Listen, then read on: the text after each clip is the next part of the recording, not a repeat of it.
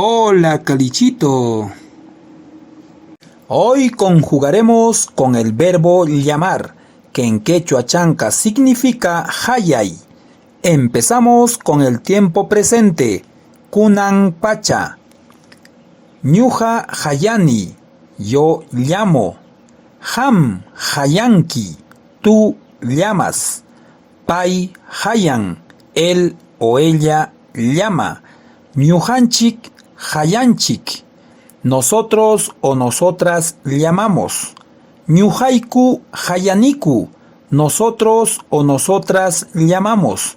Hamkuna hayankichik, ustedes, vosotros o vosotras llaman.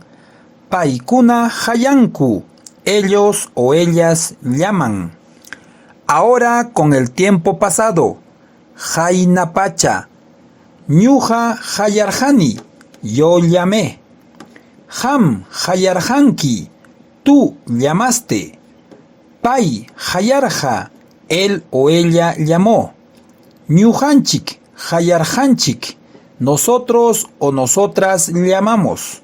Ñujaiku hayarjaniku, nosotros o nosotras llamamos.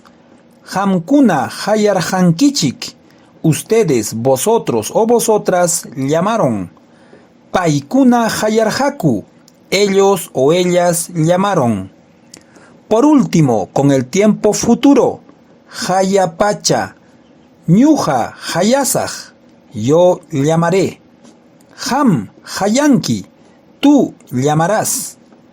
Pai hayanja, él o ella llamará. Ñujanchik hayasunchik, nosotros o nosotras llamaremos. Ñujaiku hayasajku, nosotros o nosotras llamaremos. Hamkuna hayankichik, ustedes, vosotros o vosotras llamarán. Paikuna hayanjaku, ellos o ellas llamarán. Para finalizar, un ejemplo. Ham mamaikita hayanki, tú llamas a tu mamá. No te copio, solo practico. Chao.